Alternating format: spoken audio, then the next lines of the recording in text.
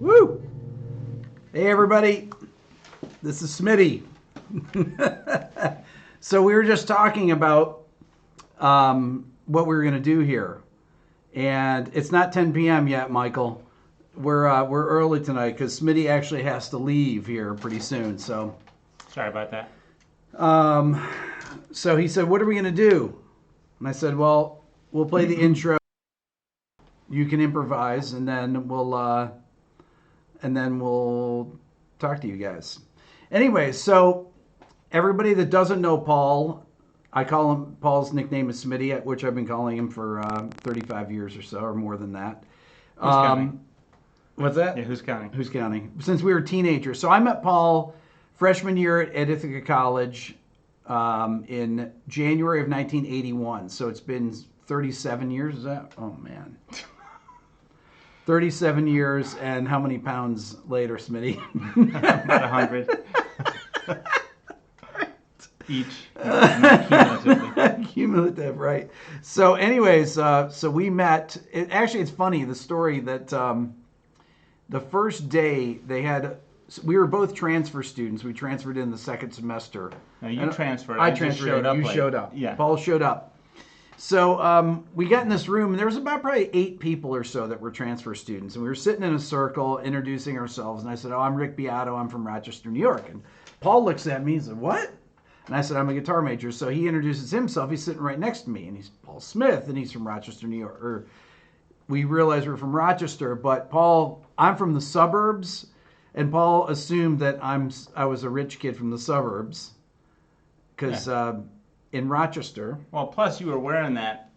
You had the Frank Zappa beard going with the hat and everything. I'm like, who is this guy? It was, in all fairness, in Ithaca, it was about 10 degrees below zero that day.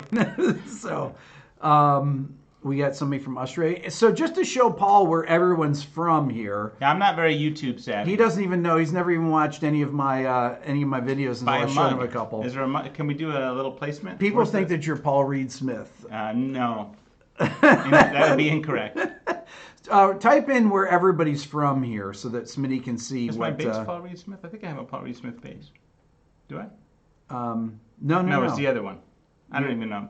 Yeah. I thought your bass was that custom one, right? Yeah. I should open the case. Kansas City, Ontario, Canada, Virginia, British Columbia, Las Vegas. Look at that. Missing Persons tour manager. Awesome. Glasgow, Maryland. Wow. Quebec, Miami, down south, Detroit, Vegas. Eileen, there we go. Oh, that's right. Sorry, Eileen. Paul's wife is watching. She's in the chat here. Australia, Fort Lauderdale, Texas, Santa Monica, NZ. Is that New Zealand, Daniel? Must be, yeah. Columbus. So anyway, so Paul and I have known each other for all this time, and he is not in music right now. And Paul, when's the last time you really played music seriously? What's our definition of seriously? I mean, where you actually did it for a living? 91? 90 something. Early 90s, right? Probably, let's see, when was I born? Probably 93, 94. So 93 probably. So we 5 minutes ago exactly. So Paul comes out of retirement every few years. He'll do he'll guest appearance. He'll do a guest appearance. But we used to play together all the time back in the late 80s and early 90s. As a matter of fact, when my dad passed away. I meant to bring that. Do you have a copy of that? When my dad passed away, Paul's a very serious player. When my dad passed away, he always wanted me to record a jazz record. And he would have been very psyched about this channel. I mean, this would have been, my dad would have watched this all the time. He'd be on here if he were alive. And I put a CD of Paul. I don't know what he'd think about you talking about him, but. No, he probably wouldn't like that. He would love this. And so anyways, I put the CD of Paul and I playing this trio concert together that we played a bunch of my songs from what year would that have been? 91 maybe? 90? 89? Yeah, about that. I think it was 90-ish. Yeah. And I put it in the casket with my dad. Yeah. And also was Rhythm Changes was on there. There was all your tunes that had like these incredible harmonies, and then like Rhythm Changes and all the things you are. Right. So we did a trio concert together at the school that we used to teach at. It was called 171 Cedar Arts Center, and I taught guitar. When I was teaching at Ithaca College, one day a week, to supplement my income, I would teach guitar lessons at this. It was a community music school, basically, right? In Corning. In Corning, New York. And Smitty and I would drive. We'd drive together, and in the snow. Yeah, in the snow, and it was really an amazing time. Wow. Do you know where that is? I do. So, anyways, so he was in town now, and I'm always trying to get Paul to get back into music somehow. He was a guitar major in his undergrad, and then did his master's in jazz piano. You want to tell him about that, Smitty? Well, sure. So, yeah, I was a guitar player my whole life, but the way that I wanted to play, couldn't play the piano voicings. So, when we were at Ithaca, I would always play on the piano, and then I got a gig. Do you remember this at the Sheraton? Yes. So I got a gig playing piano 5 nights a week. So I started playing piano every day and just playing standards, and then accidentally moved to LA. So that's another story. And then ended up at Cal Arts, and as a piano major. A few things in between, but He quit school in between at Ithaca. Yeah. After we lived together right, sophomore when we were, year. because we were the same. Yeah. So we lived together. I was so traumatized by living with Rick. I had to quit school. Paul, during one vacation when we were in school, he didn't go home over winter break, and he transcribed a John Coltrane impression solo that was 55 pages long. And he came back and strung it across the entire room. And we had a John Coltrane painting that his dad had done that was, 4 foot by 4 foot, something like that? That's huge. Huge. We had a huge John Coltrane still have painting. You still have it? Yeah. Yeah. And then Smitty, I've told the story about where Paul beat Lyle Mays in chess. Lyle came back to our apartment after one of the Matheny played in Ithaca Strand at the Theater? Strand, yeah. And so Paul was sleeping. He didn't go to the show, and I came back and I opened the door and I said, "Hey, Paul, get up because Lyle Mays is here to play chess with you." And he said, "I thought you were bringing Matheny back to hang out," and he thought I was joking. And Lyle Mays is there with his long hair, and so Paul and Lyle sat down. We got the chessboard. Paul put his glasses on, and everything got all, and we got the chessboard out, and we played. You played some VSOP. We were playing records. Because it was unfair because I had a Japanese import. I mean, it's so hard to explain now because people have access to all music, but back then, there was all kinds of foreign imports that you couldn't ever get your hands on or listen to. So I had a very hard to get Japanese import of live Herbie Hancock VSOP with Wayne and Freddie and Ron Carter and Tony Williams. And you should go find that and listen to it. It's absolutely amazing.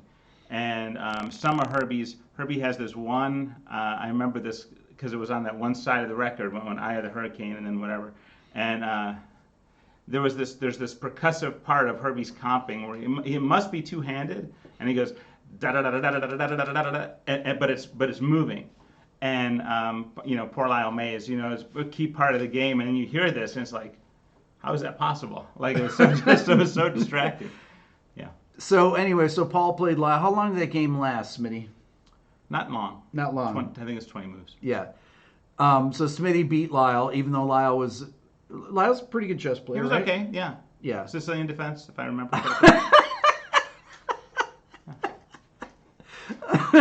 I always would joke with Smitty. Now, Smitty, this is nothing to him, but he could. 15 years later, if I asked him to recite the moves, he could recite the moves to the game, and I always thought that was amazing. But so through all these years, one of the times when I was on my way to Atlanta, I called Paul. I was actually traveling across the country. I've told this story on one of my videos. And I said, I'm going to make a phone call, and whoever I call, I'm going to call my friend Cammie in Denver, I'm going to call Paul in Nashville, and whoever answers the phone is where I'm going to move next. So I called Paul, and it was busy, and then I called Cammie, and she said, yeah, just come here to Denver. So I started driving to Denver, and I remember I got to Kansas City to stay in a hotel, and I called Smitty. He said, what are you talking about? Turn around and come back to Nashville. So I stayed in Denver for a few months, and then I went to New York for a few months, and then I was on my way down I thought I was going to Austin, but went to Nashville first, and I stayed with Smitty, and then I ended up traveling to Austin, but I never made it, and I stayed here. And Smitty, can you still play the guitar? So Paul did. I always tell this story. I told it. I was just telling it to somebody today. But Paul could play Donna Lee in octaves, up to tempo, and he did this gig at this place called the Nines in Ithaca one night. And he played Donna Lee in octaves, and everybody in Ithaca came to see him do this, and that was pretty amazing. Remember that? Yeah, but that was the guitar that got stolen. Yeah, that was the L4. Paul had an L4 that got stolen back then in '89. Years later. That gig was way earlier because that was first go round. Yeah. When's the last time you played a guitar? How many years ago? I played for about a week, about 2 years ago. So Paul's literally gone. How long have you gone in between where you haven't played? 10 years? Oh, easy. Multiple times. Okay, so if somebody said to play something right now, Smitty. I mean, if it was actually like something structured. Oh, on the guitar? Yeah. Oh, come on, Smitty. Just play a blues or something. No, I don't. Come on. No. Smitty, I got that new jazz guitar that I've never played. Yeah, I don't know. I don't know. No calluses, right? Oh, no. There's some guitars in the vicinity, yes. Paul's sister was still left in the house unsecure. What? He won't do it. No, I know it's tough to. I didn't want to put Smitty on the spot. See, now they're saying blues. I'll tell you what. If you play something that they can listen to, and I can see if I can actually play, and then if I feel okay, I'll do it. Oh. But well, I don't want them to hear the. Oh, why don't you take the guitar in the other room and I'll talk for a second because I want to tell them a couple things. All right, and then which one? Just take the jazz one there. Yeah, try that out. Okay, so I want to update. So everybody, I didn't put out a video today. I'm working on a video, but my camera broke in the middle of making a video. So I started. I went from my main Canon camera, and then I tried to use my phone to do some of the shots, and then it didn't look good, and Carol said, no, you can't use that. So I had to go out and get a new camera today. I don't have a warranty, Ron. You know, one of my I use these SD cards like this. You know, everybody knows about these SD cards, and a piece broke off inside it. It can be repaired, I think. And I wanted to have a second camera. I've made 600 videos with it. So these things dry out. I think the plastic dries out. So Carol said that she can see the piece in there, but it needs to be taken out by somebody professionally. Anyway, so that's why I didn't have a video out today, and I'm kind of bummed out about it. But if you can see, I've got my amp set up. I'm doing a What Makes This Song Great video, and then that I've been wanting to do for a while. So anyways, so you're going to see actually my camera change in the new video. Yeah, so the SD card, just a piece chipped off it. It got, exactly, Ron, it got in with the pins. I went in with a paper clip, but we couldn't get it out. It was stuck in there. But I think it can be fixed though. But I have I bought the next model of the camera up. They don't make the model that I had. I got a T6 or whatever it's called. What does Smitty think of me becoming a rock star in my 50s? He's always been a rock star. That's nothing new. I called him Rocker the second day I saw him. That was always my nickname. Yeah. Smitty called me Rocker. I called him Smitty. But we have some hilarious stories, though, that... Yeah, so a little bit of bad news. The guitar's not going to happen. It's not? No. Okay. That guitar's kind of hard to play, isn't it? It is. It's like... I know. Yeah. That's why I haven't really played it. Carol has perfect pitch and perfect sight, Brett. That's right, she does. She was... no, it was really ridiculous. The thing got so washed out that she said, no, you can't use that. So anyways, She said, "You got to get a new camera." Ah. So we drove to this Best Buy, got one, came back, and started filming it again. Anyway, so I was telling why I didn't put out a video today. So I think I should ask things about you and your channel and your background things I know that feeds this, but Okay. yeah, I'm not sure they know. Okay.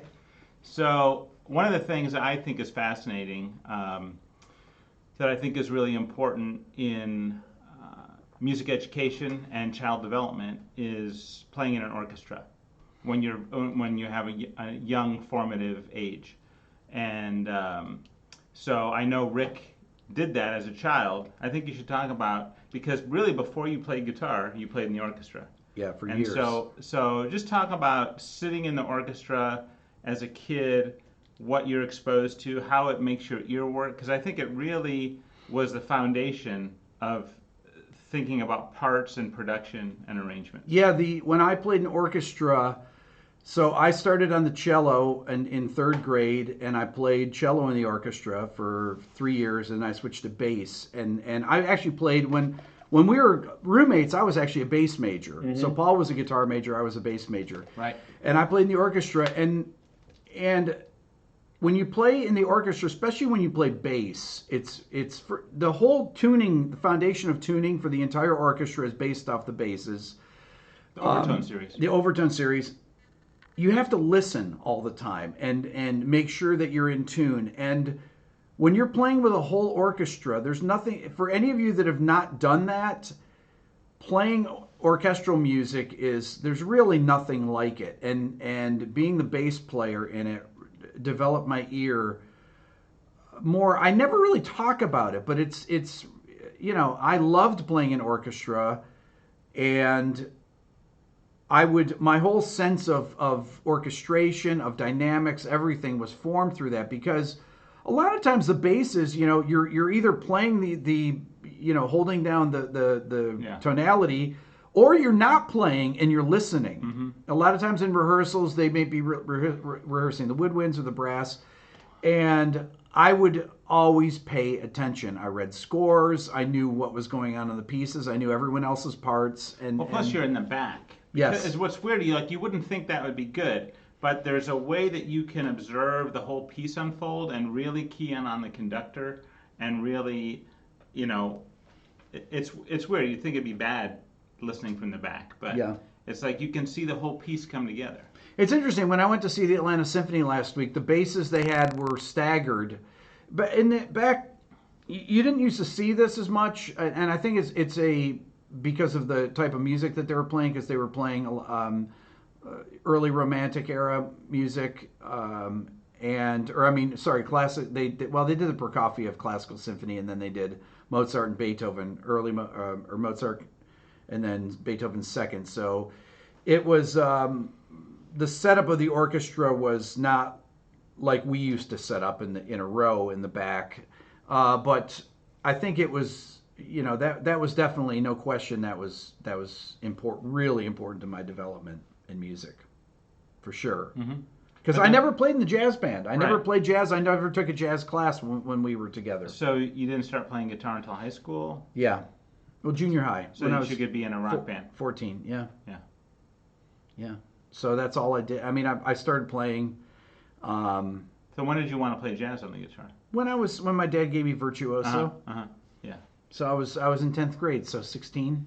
Yeah, but I think the harmonic foundation, the orchestra, you could hear that. Yeah. Whereas if you were just playing whatever you were playing that, what was that cover band that you had? Oh, was it the Monroes? Yeah, no. The Monroes was my punk rock band. Oh, okay. But the But you know what I mean? Like most guys, they wouldn't be able to switch from that in high school. You wouldn't have that harmonic sense. It's because my dad listened to jazz all the time. Yeah. That was the big, that was definitely the reason for that, I think. So, but you got to understand that Paul and I used to listen to records all the time. Paul had an amazing record collection, all the best stuff. I had records, but I didn't have those records, and that was incredibly formative for me, because Paul had all the great records, and we would listen to them all the Forever. time, forever. We Yeah. would just sit and Over listen. and over and over. And Yeah, what I used to tell students was, you know, you need to listen to it. I mean, just infinitely until you can sing back every single part. You know. yeah, so we listened to everything. I mean, it was Yeah. that. And it was, you know, and that was exciting. Yeah. Yeah. And this is, you know, this is when people like jazz Few people, anyway. in the 80s. So what else, Smitty? So, Paul's one of my only friends, or one of my few friends that knew both my mom and dad. I knew both his parents. Paul's mom's still living, but you know, you're one of the few people that. well, 30, how many years? 37 years, It's a yeah. long time. It's a long time. But that's amazing, really, that Yeah. you knew both my parents. Yeah. My dad's passed away now 14 years ago. Oh my gosh. Yeah. Wow. And your dad in 96? Yeah. Right. Yeah. Yeah. It was Hey Rob, what's up? Paul, what music do you listen to now? Brett asks. You know, that's tough. You know, I try to, well, I kind of gave up trying to find new music that I liked because it's just too much work to try and find it. So I tend to listen to music that always resonated with me, that's sort of timeless. So, I mean, and I'm kind of a purist about 60s jazz. So, but I really miss hearing live musicians that swing. And you know, I think people that even talk about that now don't know what they're talking about. I mean, there's, you know, I grew up in Rochester, New York, in the city where, you know, I would hang out with jazz musicians that had been playing that music for 20 years, and it's a language. And it's, you know, like any language that is dead or dying, it's when you speak it, or at least can understand it, it's sad when it's not there anymore. And so there's a lot of, you know, I don't hear a lot of music that, at least from a jazz sense, that I really connect with. So, I mean, I'll listen to, you know, all the great records of, you know, Keith and Herbie and, you know, pianists that I love, and any Miles lineage is kind of what I'm into. And but I like Ray Brown and, you know, music that just swings really, really hard. Okay, this is another thing. Paul and I always loved classical music, modern Right. classical music, all types of classical music. Yeah. And this is really unusual. We were the anomalies as jazz players, that we drew a lot from modern classical music. Yeah, actually, I probably listen to more Bach than anything. Right. Yeah, I listen to that all the time. And the whole language of calling things Lydian triads and Phrygians and all the modal voicings and everything is stuff that Paul and I have been talking about for 37 years.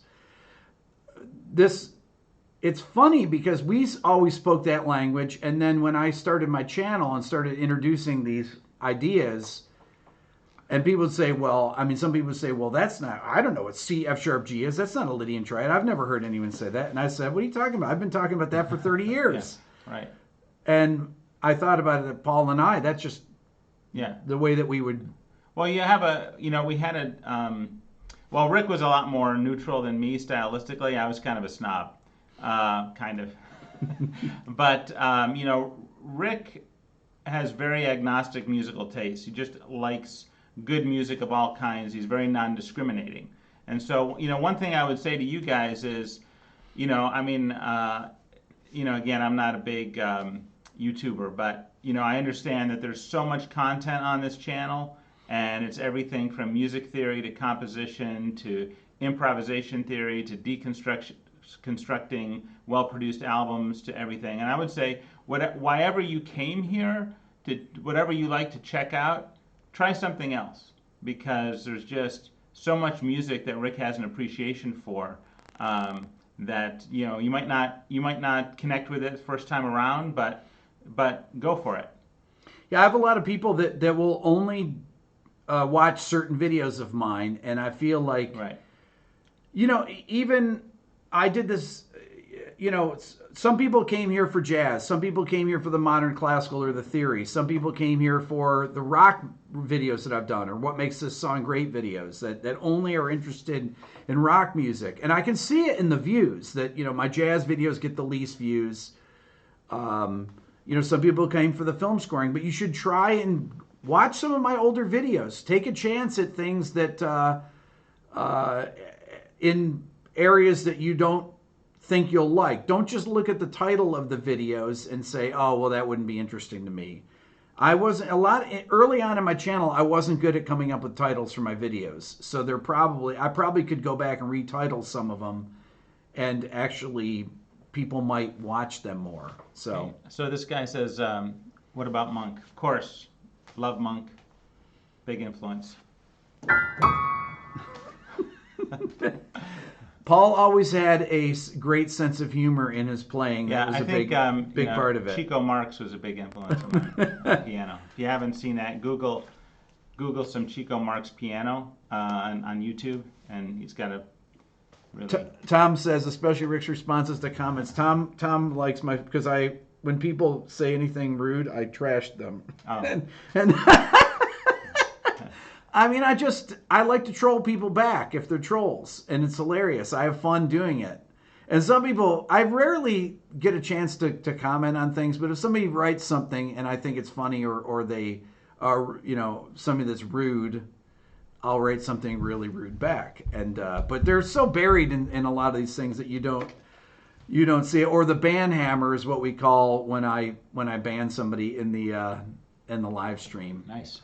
I ban them into the ether. So, have you talked about on here how you got into producing? I assume it came from like producing your demos, and it just kind of. Yeah, I talked about it. I've told. I don't do the stories. I told a lot of the stories a year and a half ago, probably. I told a lot of stories of my background, which I never went back to, and I've gotten a couple 100,000 more subscribers, but. I mean, there's always people can go. If you look in my back through my videos, anything where you just see my face and it looks like it looks like I'm just kind of talking to the camera. Those are the ones, really. The stories are uploaded exactly, Frederick. I mean, people came to my channel. The first 200,000, I hadn't done any production videos or any videos on rock music at all, really. Almost none. Actually, early in my channel, the first few videos, I did some production videos, and no one watched them. So I went to doing all my really esoteric music theory stuff, and that's when I started getting people to watch the channel. I mean, I think ear training too. My first few videos were ear training videos.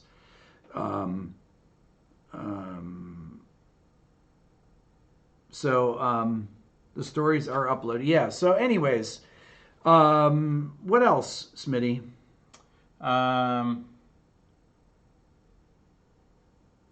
don't know. Try to catch all your videos, but some of them are way over your head. How do you know Just they're keep over listening to 'em. How do you know they're over your head if you don't watch them, Helium? Paul, do you have perfect pitch? No, I don't have perfect pitch. I at one time had really, really good relative pitch. I had trouble finding an E flat about a half hour ago. So, it's kind of a thing you have to have. You got to work at. You got to work at it. I mean, Rick covers that in great detail. But my early musical development was pretty unusual. Well, again, we're older, and it's hard for a lot of you guys to relate to what life was like, pre all information and recorded music being instantly available. So when I was a kid, pre-cable TV. Yeah, yeah.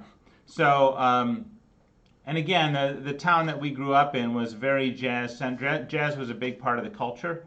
And so when I was a little kid, like 4 or 5 years old, my parents took me to see Kenny Burrell, and I sat this far away from him at the place that became the Glass Onion and became something else, but I forgot what it was called back then. Yeah. But anyway, I told my parents I want to do that, and they encouraged me, and so I started playing guitar at a really young age, and then I just got kind of swept up in the musical culture, and then, like I said earlier, got into other music, got into other instruments. I mean, at one time I was playing a lot of different instruments. Paul's an amazing bass player. He's an amazing guitar player and piano player. He's one of the few people that can play, that's a top world-class musician playing all three instruments, playing jazz. That's very unusual. Somebody commented, Smitty, on the story of us playing video games. You got about our baseball game. They remember that from the live stream when you came on. Tell the story about this. All right, so this is really interesting. Gosh, I think you guys. Okay, so that was a later iteration. It was probably 1990 or so when you moved back to Ithaca. Yeah. So around 1990, again, there was no video games on, no game devices. So there wasn't a lot to do, and I mean, we were full-time musicians living in the middle of nowhere. So that was kind of a accomplishment unto itself. I mean, we had so many gigs in a town of 30,000 people. Yeah, it's pretty impressive. So anyway, what did we do in the day? Well, I taught, but yeah. But I would not teach until later. My classes Right. never started Right. till at least afternoon. So pretty much every day at 10 a.m. we would go out to the mall and we like to go to. It was Trip Hammer Mall. Yeah. There was just They had a video arcade. It was just a silly video game that baseball game you could play against each other, and then we would have like the but how then long? we'd have the pork chow mein after. Yeah, but how long would we play on one quarter though, Smitty? Quite a while. An hour and a half, Yeah. something like that. And then we we played with wrote one quarter. But remember we wrote the Blues versus Reds or Reds versus Blues. Remember that? Yes. All right. Why can't I hear it? I think. Wait. Just start it up again. Yeah. It was just a. And then it was just a sus. It was like a blues with a nice turnaround though. Yeah. So Reds versus Blues. That was our game. So we would play. Yeah, so we would play. We go play the game and then we play the gig. Yeah, it's fun. Yeah, so we were in our late 20s then, and we would play this baseball really going game. Places. You see, there is hope, actually. Yeah, right. We were in our late 20s going to a video arcade at a mall every day, playing gig. I would teach in college and then playing gigs with Smitty at night, playing all different types of gigs in Ithaca. I mean, we would play gigs that would be no chord changes, no tunes. We'd play the head of a tune and improvise free for 15 minutes. Oh, yeah. We did gigs like that. Oh, who won? Oh, it was pretty even. It was very even, yeah. Actually, the game, there was a thing about the game that was addictive because it actually had a playability factor. Yes, where the joystick. You could throw curveballs. Yeah, you could actually. There was a weird finesse to it. Yes, I vaguely remember. You could actually you could throw different types of pitches. There was that one pitch that could catch the corner of the plate. Yes. But when we would hit home runs off each other, we would freak out and we would laugh but our games would be 35 to 34, stuff like that. Anyways, never too late. So that was we did that into our late 20s, and then I ended up moving away. Really going places. Really. But going then places. we would compose weird music and I mean I was writing a lot of music. Yeah. Anyway, that was a great time, Smitty. What do you think? We have to go now, don't we? Oh, I got a little while longer. Okay, good. Yeah. All right. Cal Arts. Is that guy a Cal Arts alumni? Somebody a Cal Arts alum? There you go, Daniel. You a Cal Arts alum? What year did you graduate, Smitty? 89. I think it's 89. So tell them how I convinced you to move back to Ithaca. Was that because I could teach the piano? I think so, yeah. I said, move back here. I get you a teaching gig where I'm teaching. Oh, right. That's right. Yeah, I didn't have a job, so seemed like a good idea. It was the second time you came back to Ithaca. Right. Yeah. And then after you left that time. But then what? So never mind. I don't remember. Yeah. Oops. Yeah. That's another video. Why didn't any of you move to Seattle to start a grunge band? Yeah, no, that's not my. I was a jazz musician. Yeah, Took improv I took with Charlie. improv with Charlie Hayden. Yeah, Paul played Yeah. with Charlie Hayden. Let me tell you a great Charlie Hayden story. So, does everyone know who Charlie Hayden is? I certainly hope so. You should know who If Charlie you don't Hayden know who is. Charlie One of the Hayden is, greatest jazz bassists of all time. Just an incredible musician. You know what's interesting? There's a lot of jazz musicians that are kind of hot and cold on Charlie. What? Because you know, a big part of the jazz community actually didn't feel like Charlie could swing. That's so weird. It's weird. Yeah. Charlie was amazing. But his note choice, his intensity. I mean, so if you don't know Charlie Hayden, you need to, you know, write this down and then go research this, because Charlie Hayden was the bass player with Ornette Coleman when Ornette sort of reinvented jazz to be mostly free improvisation. And the thing is it really wasn't free improvisation. If you Because of Charlie, it wasn't free. because Charlie's ear was so incredible, he could follow wherever you were going. So these guys had no music, and they could just follow each other. And it was actually, it's not atonal at all. It's actually very, very straightforward harmonic language that just was never agreed on, essentially. Right. So my very first time at Cal Arts when Charlie was there, I can't remember exactly. I guess we were waiting for him. So we were in his ensemble, and we're waiting for him to show up. And he came in, and he was, he's just a really interesting guy. And so he took out his bass, and he had that. It's just incredible monstrous instrument. Bass, yeah, beautiful and, bass. And I remember he took out his bass, and he just started tuning it. And he's just going doom doom doom doom doom doom doom, and it was like, as soon as he played two notes, I can't even describe it. It was the most profound thing. This guy tuning his bass, that was just absolutely mind blowing. I mean, he was just really deep and advanced player. Yeah, really cool. And you played with him many times then, right? Yeah, I mean, for one particular year, yeah, and it's just a huge education. And he would bring, so one time we said, because he would always go out on tour and then come back and tell us who he played with, or he'd bring some of the music. So you remember the Brecker albums when he, what's his name, was doing all the orchestrations? Klaus Overman. No, after, the young guy. With those really cool harmonies. Yeah. What's his name? Vince? No. Somebody will come up knows. with it. Yeah. Brett, you'll know. So anyway, Charlie would come back from these recording sessions and just bring the music. So I mean, it was just incredible. We would play all those whatever that was. Anyway, really cool stuff. And then he would bring people. Sometimes people he was touring with if they were in LA, they would come. And but then one time, he's like, "Hey, what do you guys want to do?" And somebody said, "Well, why can't we, let's play some Keith." Like everyone was always afraid to talk to him about Keith.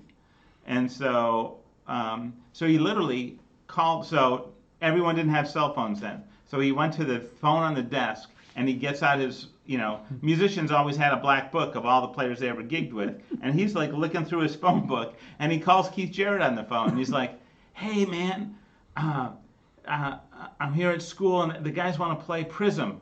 Can you send me the lead sheet?" And so somebody ran across the hall and got the fax number. Oh, no. And Keith Jarrett faxes the lead sheet to Prism, to the office. Unbelievable. It's incredible. And then I have it at home. I kept it. And it's like, it looks like a kid with a ballpoint pen. Oh, you know what I think happened? I think he said, "I don't have one." And I think he wrote it out that day and faxed it. And it's like a little kid with a ballpoint pen, and the notes are like these giant meatballs that go over the entire staff. It's really bizarre. Smitty, I've never heard that story. Yeah, it's incredible. Yeah. But that was fun. But CalArts was really fun then because, again, all these guys were still living. So I played with Joe Henderson and Max Roach, and I mean, to hear Max Roach talk about Charlie Parker, really, really profound. I was talking to Carol the other day, and she said she was talking about who her commencement speaker was, and I said, "Is that true? Alfonso Johnson is a CalArts?" I don't know. He said she said she was talking about commencement speaker, and or who was at commencement with you. I said, oh, my commencement was Miles Davis. He got an honorary doctorate, and she said, what? And I said, look it up. She's at 1986 New England Conservatory. And he was he got an honorary doctorate. He actually came to New England Conservatory. And she said, and then she looked and she goes, oh my God, 1985 was John Williams got the, and I was like, I said, yeah, NEC was really happening back then. So, anyways, that was, I mean, John Williams is still living, but, a lot of the people, a lot of those people, I remember seeing Joe Henderson play at clubs in Boston, and I saw him play in Philly, and I mean, none of those guys are living. I saw Elvin play. I saw, I mean, so many of the guys. I mean, just look at, Billy Higgins, who's still alive from Ornette's band? Dewey Redman? I don't know. Charlie's gone. Again, I don't follow it, so I just assume most people are dead. Most people are dead. That doesn't sound very good. John Williams is still alive, yeah. Of course John Williams. He just did his last Star Wars movie. He's 86. And it's pretty amazing that he's still, it's pretty amazing. I mean, part of my wanting to start this YouTube channel is that not only documenting this stuff for my kids and for myself, but I lived in my lifetime. I was born in 1962. You think, I mean, Wes Montgomery was alive when we were born. Yeah. The Beatles hadn't put out their first record the year I was born. I mean, we've lived the history of a lot of music, of almost all of rock music, a lot of the greatest jazz music. I mean, was created. I mean, some of it. I mean, definitely in our parents' lifetime. Mm-hmm. All of Jazz West was alive when we were kids. Train. Is that true? Ennio Morricone still alive? Yeah. Is it the Mission that has the oboe? I think it is. You should have Dylan play that. Yeah. That's a beautiful film score. We were listening to something the other day. I said, Dylan, can you do that? And he said, I don't know. I'm not very good on that C sharp. I forget what it was we were listening to. I was like, Dylan, could you play that? It was some orchestral piece. He goes, I'm not very good on C sharp. I said, isn't that where you have to use the octave key and use your finger like that? It's like, yeah, it's kind of tricky to do. Frank Zappa, did we ever see him? I never saw Zappa play. No, I did not. I did not. But I didn't he slow down playing after a while? Didn't he have a? I don't know. Well, he died in 90. Right, in the 90s. Early. Yeah, I just interviewed prostate cancer. Prostate cancer, yeah. I interviewed. You wouldn't die from that now, I don't think. There's so much more treatment now. It's interesting because I interviewed Dweezil a few weeks ago. He was on the channel, and he said, I don't know if his dad ever went to the doctor. Right. His dad just smoked 4 packs of cigarettes a day, something like that. Drank coffee. That's all. Coffee and cigarettes. Good. Yeah, it's good for you. Who is Smitty? Smitty is one of my greatest friends, oldest friends in the world, or longest friend. We've been friends for 37 years. That's who Smitty is. And also one of the greatest musicians that I know. Had nothing to do with the level of treatment. He was misdiagnosed. Okay, well, there you go. That's too bad. Yeah. They missed his cancer. Interesting. Well, that's... yeah, prostate cancer is well, what kind of cancer is good cancer? None. Yeah, that would be none. Yeah. Okay, back to music. That's Smitty. Yes, that's Smitty. Paul, do you miss not being in? So I've been trying to convince Smitty to start his own YouTube channel. Yeah, I don't. A lot of work. It would be great. Well, see, the thing is, Rick has always had an interest in intellectualizing and articulating all these musical components. That's why this channel is so awesome. I don't really, yeah, I don't, I like to listen to it. I like to play, but I think that's my sister. Yeah, I think it's your sister, Paul. I'm thinking that's not happening, right? Yeah. See, Yeah. Ron See, I would wouldn't sub. want to. I wouldn't want to compete with Rick's content. See, I would just want to play and maybe talk about what I'm playing. But I don't really think. My musical taste is very esoteric. I don't think it has the draw that this channel No, has. that's why a lot of the people on this channel would follow you, Smitty. They would. I know Okay. they would. I'll get around to it. Brett asks, so why do you think you haven't played for long stretches? That's a really good question. So I actually got in the habit of not playing when I was switching instruments back and forth. So when I was younger, I couldn't play all the instruments at the same time. It was like my brain could only play one, and I moved a lot. And so what was funny is people that I met didn't know I played other instruments because I was only playing one instrument at a time. And then starting in so I didn't play the guitar. I'm trying to think. Starting in about. When did you start playing the bass? I started that in my second time around at Ithaca because there was some reason for that. Paul can play electric bass like Jocko. Oh, that's right. Yeah.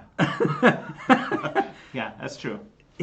Paul could really play electric. Paul can play like Jocko. But again, I started playing the other instruments because the way that we were talking earlier about how to listen to this complex music, and I would listen to all the parts. And so I would go on gigs, and kind of like what Rick does on his channel, I'm having to tell all the other musicians how to play, and it drove me crazy. I was like, why do I have to explain to a bass player how to play in this style? It's like if you listen, you can do it. And so then I would have to show them, and then I got gigs playing bass. It's just kind of how it worked. And then you went to Upright after too. Yeah. I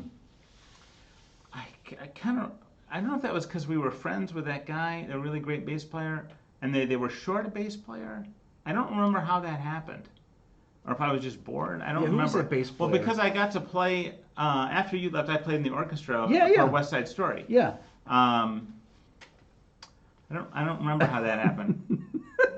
So Paul went from the guitar. Well, he started on classical guitar, then jazz guitar. Right. So I was a very accomplished classical guitar player as a kid, and I didn't really know that. So actually, when I first went to college, I thought the guitar majors were playing a practical joke on me because they were playing pieces that I had played when I was 10. So I thought, wait a minute, this is music school? So here Paul and I was a bass major, and Paul was a guitar major, but jazz guitar. And we were both on different instruments. It's kind of funny, actually, to think about. Yeah. That there was these classical guitar players. I think one thing I don't know that they would get is now, I hope it's not the case now, the guitar players were not welcome in the music school. I mean, it was really because the guitar teacher there pioneered having guitar majors.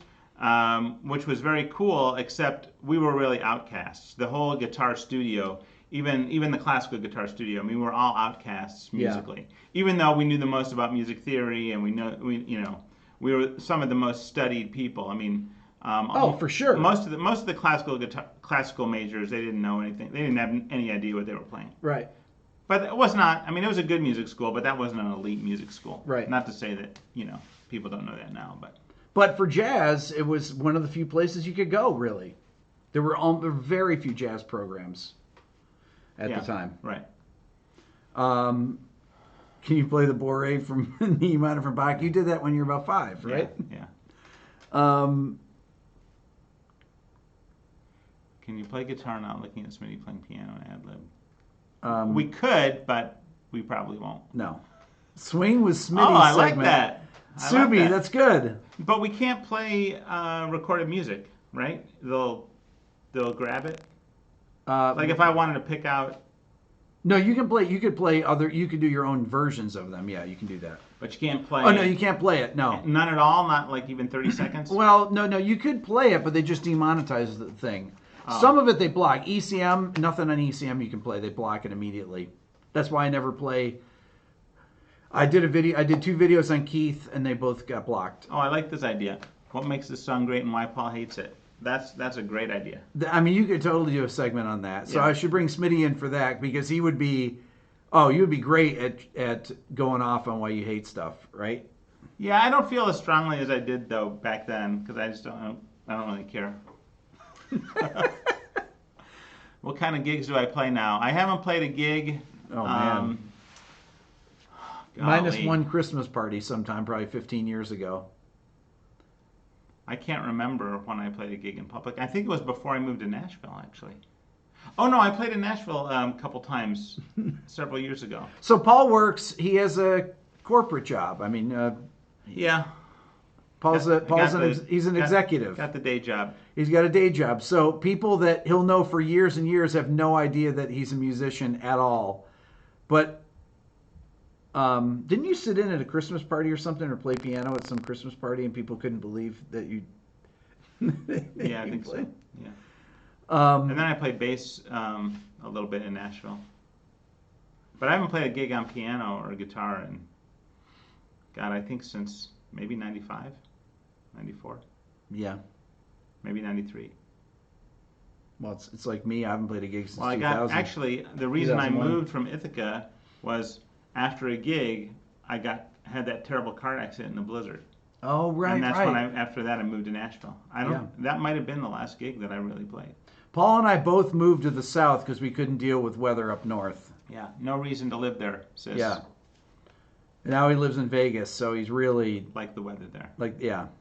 So no, Yes, I'm in tech. How did you know? he's in tech. Because all musicians back then. So Paul, this is another He thing. actually made a career of hiring musicians because they actually know how to do work. Yeah, he hires musicians. Tell him why, Paul. So what's important about this channel and music education is you have to put in the work to get the results. And especially if you do that as a kid, you learn self-discipline, you learn motivation, you learn to have a commitment at working at your craft every day and continuing to get better. And you're also a little bit humble most of the time because what you're listening to, you can't execute. So you have a respect for what you're pursuing. And also, obviously, if you're an improviser, music is whatever your style is, it's a language. And so most of the programmers that I've hired, I tend to be a little bit biased and hire musicians because they know, it tells me the discipline that they put into whatever it is they're doing. Look at this. Amazing how many of my friends are in tech field. Yeah, exactly. Yeah. And so Smitty was into computers back when really the advent of computers. And he's also the first person I knew he bought an 8-track reel-to-reel. And he had long before I did any of this stuff, I didn't know anything about recording. Paul bought his own recording rig. Yeah. You had a console. You had Yep. you had an 8-track Yep. reel-to-reel. And Didn't have much else, but I had that. no. Had it in a room about... He just gave me hope. Look at that. Actually, in my dorm room in Cal Arts, I had so much gear I couldn't have my bed in the room. I had to roll up the mattress under the keyboard, and then move all the stuff out of the way to sleep. Did you use all 7 commands in CPM? What is CPM? I don't know. Are you a self-taught coder? Yes. Yep. Kind of like piano. I just had a natural grasp and figured it out. TI computer, Texas Instruments computer. No, we're not that old. Come on. He can't tell you what company he works for. Yeah. Have you seen my Apple video? Did you ever see my Apple video? No, probably Yours? not. My rant. Oh, your rant? My rant, yeah. Yeah, I've seen it. I've been anti-Apple for Paul almost was 20 years. Paul was early on in Apple. Was all about Apple, and then he's been anti-Apple. He's kept telling me get out of Apple. What was your thing? That it's too proprietary? Yeah, don't tell me what to do with my device. I buy the device, let me do what I want with it. So, and when I made the video, Paul said to me, "You finally got with the program." Now I'm working on a Hackintosh. That's actually the Yeah, I like that. That's cool. Rant to Beato. Are you a Linux guy? I used to be, but now I kind of, yeah, we're kind of more Microsoft centric, unfortunately. Yeah. CPM was the original OS and was created by Digital Research. Rick's Aberrant. We're not that old. We're not that old. I was still playing guitar then. So Has Paul ever had an intern? Paul's got tons of people working for him. Yeah, but we don't have any interns. Do I recommend Hackintosh? Yes, but only if you have. Do we know Snake Man? Who's Snake Man? I don't know, but Snake Man could help him in Vegas with his YouTube channel. There you go. Yeah, I need some help.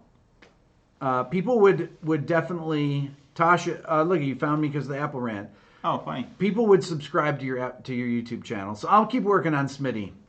It's why? I mean, because, who wants to hear somebody play? No, I don't understand. I just don't understand why. No, but you have to tell stories too, Paul. Oh, really? Yeah. You guys are that old. That was platform when you were on in college. Yeah, but we were musicians. But then. we were musicians then. I didn't get a real job till I was like 40.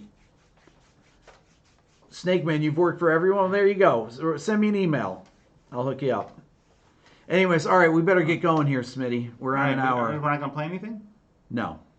Oh, did you want to play something? And I can't play anything not right now. My hand hurts. I guess we should play something. Yeah, Paul's gonna play one more song here. He's gonna improvise something. We gotta do a fade out, maybe. Yeah, you can do fade out here. So, you gotta hit it a couple times. The keyboard's a little weird. Okay, it's working. Okay, so Paul's gonna play something for you here. Just a little chord progression that I like lately. So I don't have time to play, so I just kind of do fragments. So just maybe fade out like a couple times through. Go ahead. Yeah.